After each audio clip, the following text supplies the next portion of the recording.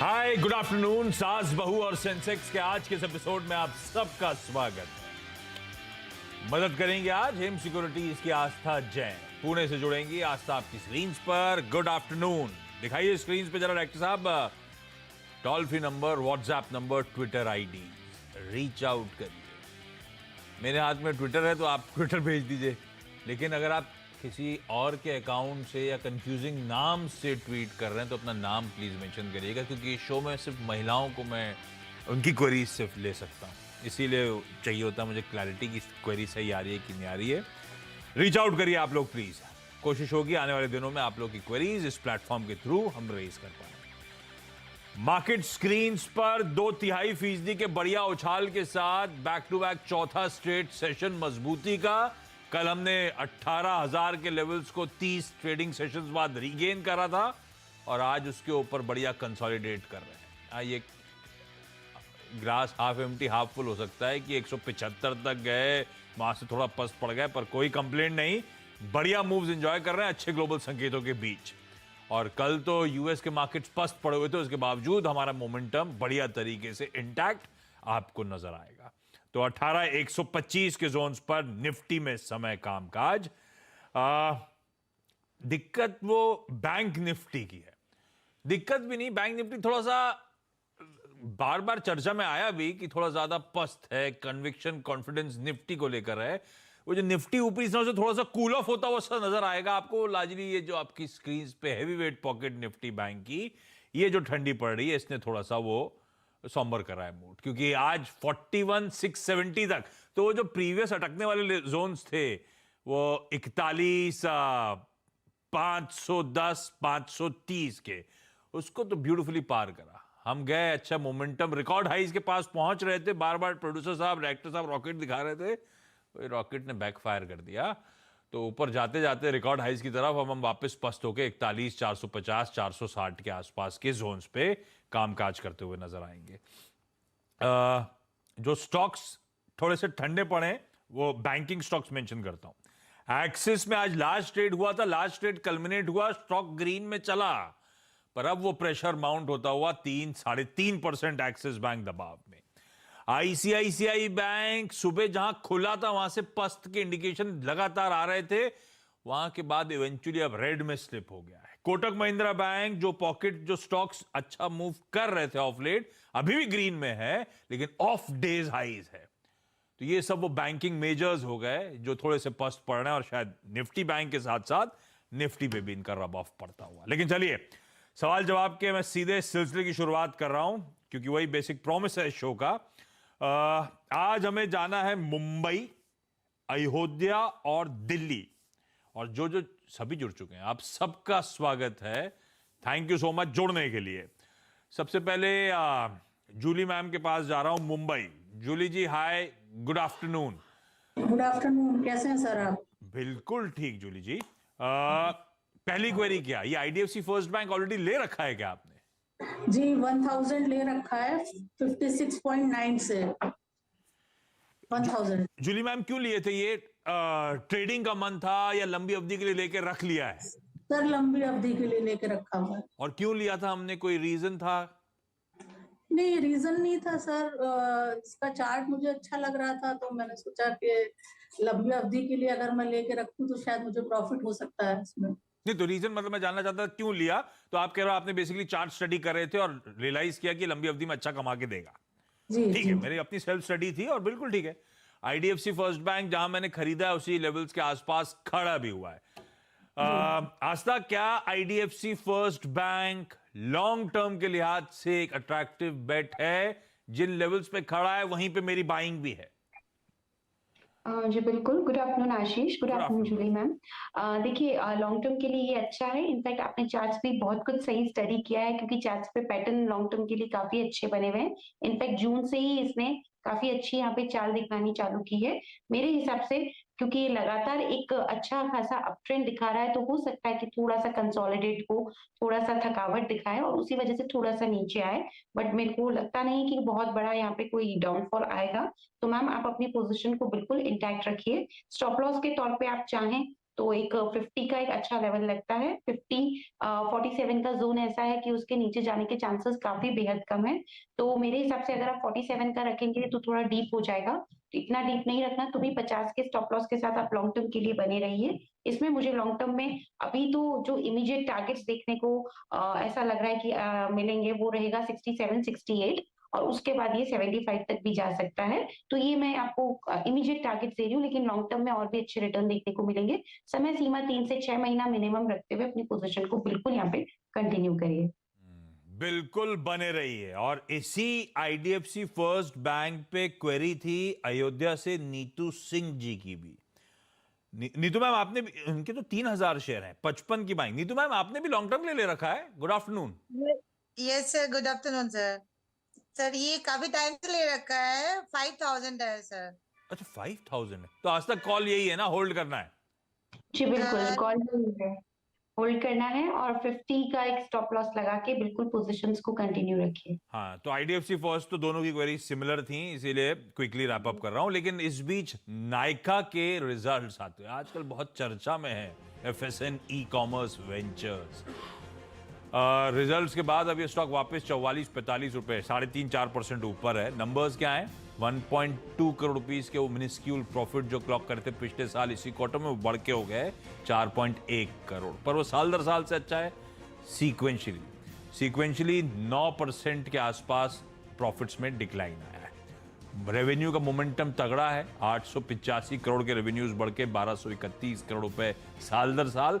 Q on Q भी आपकी screen पर है। मेरे पास अभी मार्जिन का आंकड़ा नहीं आया, पर है इसके बहुत वेफर थिन मार्जिन, ये तो स्ट्रीट में सबको पता है। पर आस्था, नायका ऑब्जर्व करा क्या? इशू प्राइस के नीचे स्लेब 975 तक मेरे ख्याल से लो छूने के बाद कल और आज के बीच में वापस अच्छे मूव, थोड़ा सा कॉन्फिडेंस बढ़ रहा है स्टॉक को लेकर। कैसे पोजीशन हो आप लोग? नायका इन लेवल्स पर क्या व्यू बन रहा है? देखिए, आपने सही बोला, थोड़ा सा कॉन्फिडेंस बन रहा है और इनफैक्ट ऐसा लग रहा है कि तकरीबन 970-75 के जो लेवल है वहां पे एक बेस बिल्डिंग की फॉर्मेशन भी हो रही है। मेरे हिसाब से अगर ये लेवल्स ये इंटैक्ट करता है तो एक बार हो सकता है कि ऊपर में ये वापस से थोड़ा सा तेज हो काउंटर, और हमें जो यहाँ पे लेवल्स देखने को मिले वो तकरीबन 1300 से 1400 पे रहेंगे। आपने रिजल्ट्स अभी बताए, सीक्वेंशियली एक बार देखना जरूरी है क्योंकि ईयर ऑन ईयर पे तो ग्रोथ है, बट सीक्वेंशियली किस तरह के रिजल्ट्स हैं एक बार प्राइमा फेसी तो अभी सब कुछ ठीक लग रहा है, लेकिन देखने के बाद ही इसमें आगे की पोजीशन रिव्यू करें।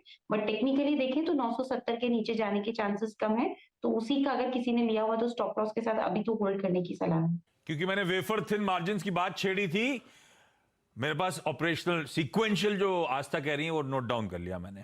इबीटा क्यू ऑन क्यू 33% का jump, Q on Q margin 4% से बढ़कर 5%, 100 बेसिस पॉइंट्स का इंप्रूवमेंट।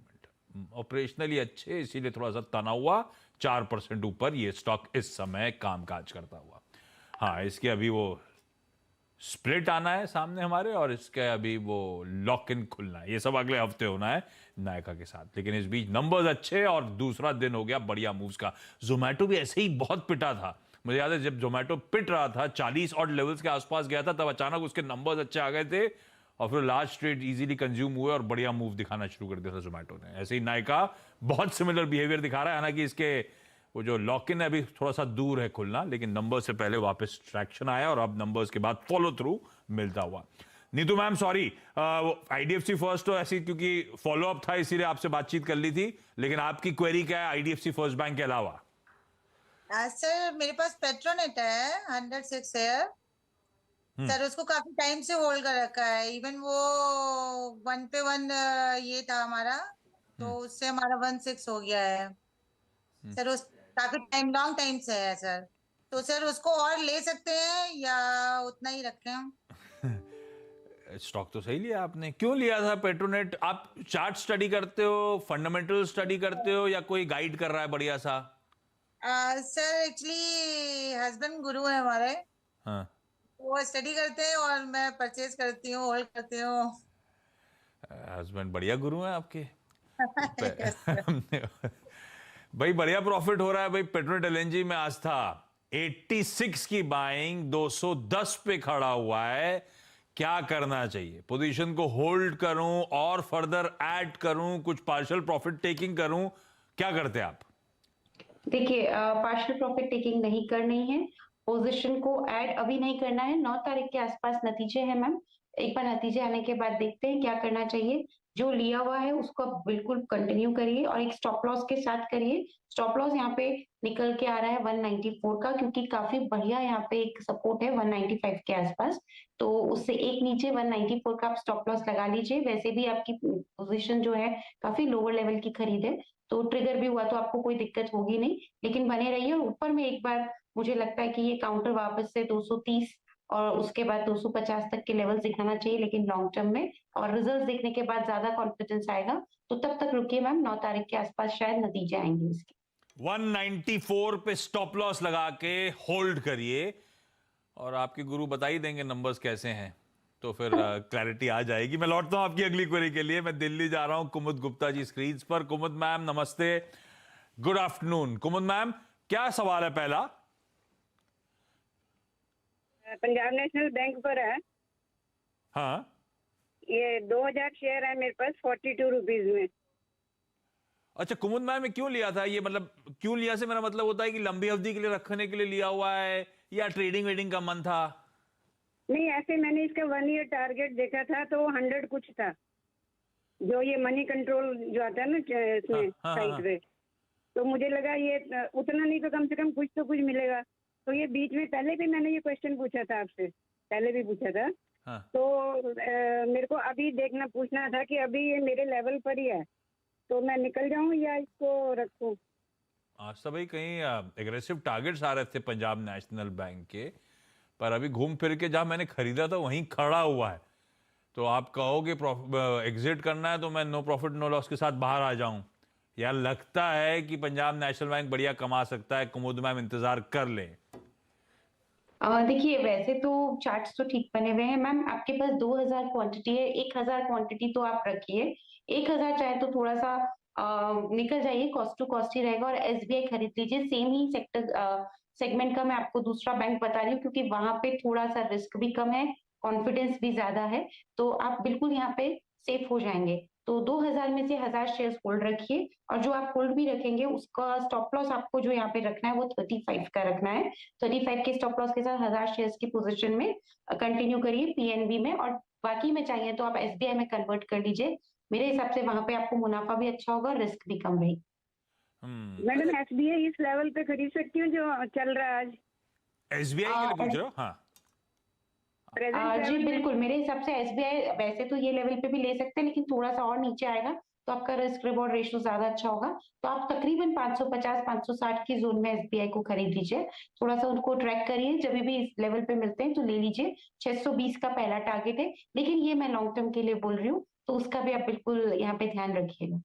अच्छा, ये जो 1000 पीएनबी हटाए मैंने, उसकी जगह एक दिग्गज एसबीआई ले लिया तो सेफ्टी मिल गई मुझे, और बढ़िया रिटर्न्स भी दे रहा है एसबीआई।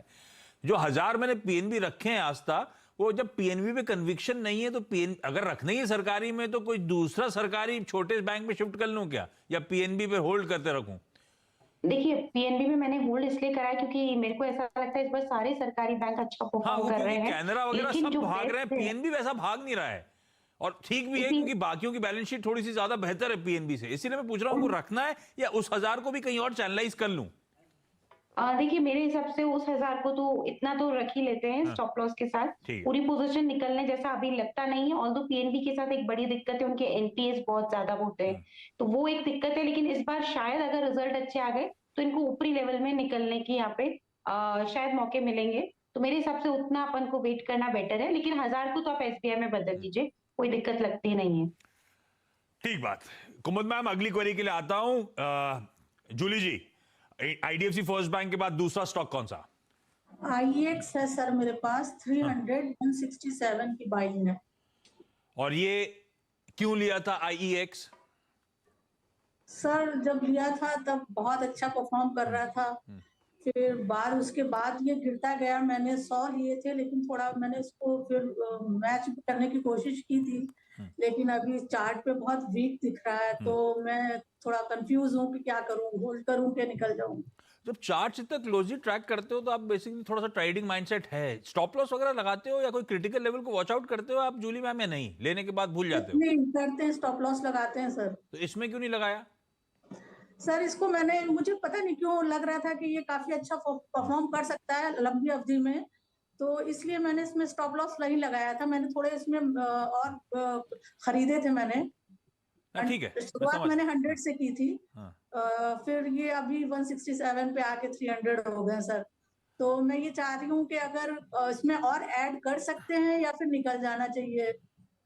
वैसे आस्था, बात लंबी सही है। अवधि ये का है मेरा। आईईएक्स जैसे बिजनेसेस, मोनोपोली या मोनोपोलिस्टिक बिजनेसेस बीच में बहुत चमके थे। वो सारा ग्रुप बहुत सॉलिड हो रहा था, मोमेंटम ठंडा पड़ गया है। क्या व्यू बन रहा है आईईएक्स में? क्या करना चाहिए जूली मैम को?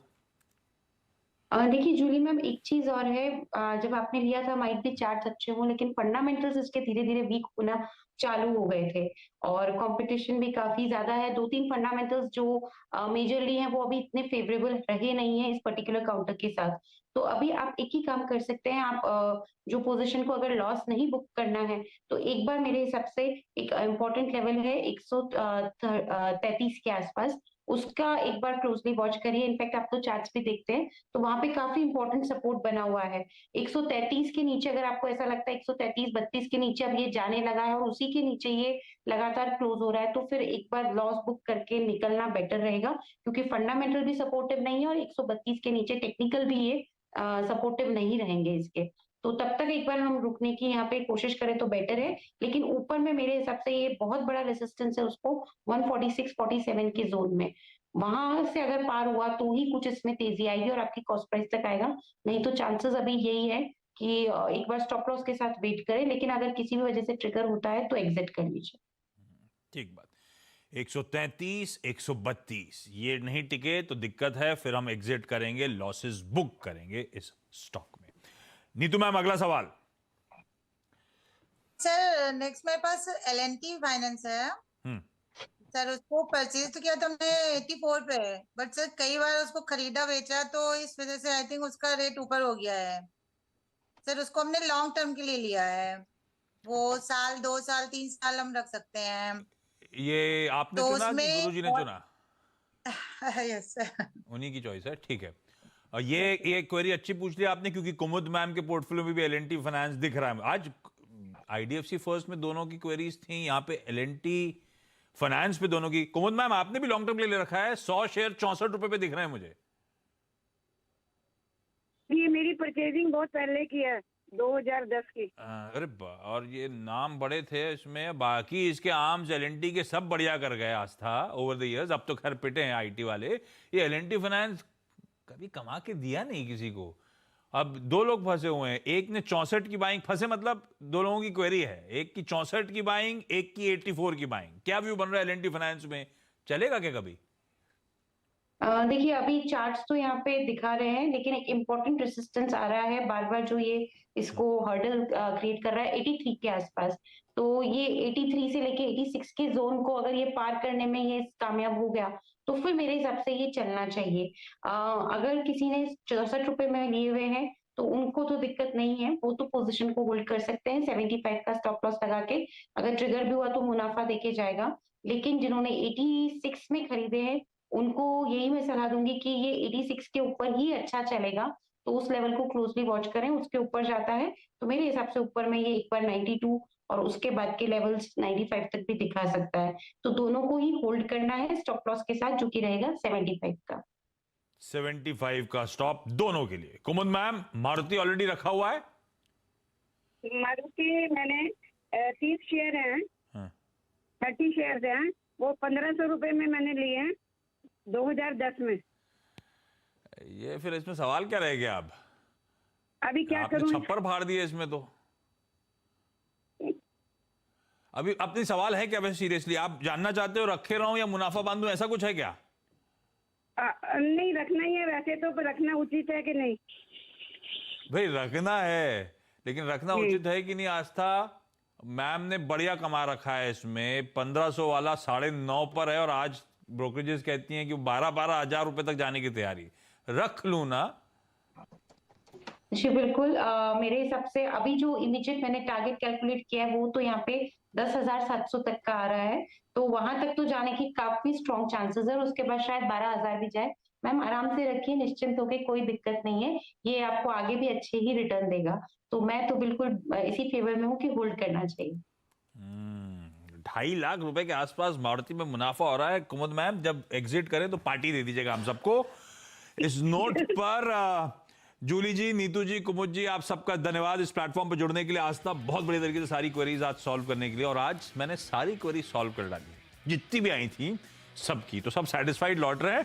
थैंक यू सो मच जुड़ने के लिए आप सबका। ब्रेक ले रहा हूं, ब्रेक के उस पार एक क्विक मार्केट चेक।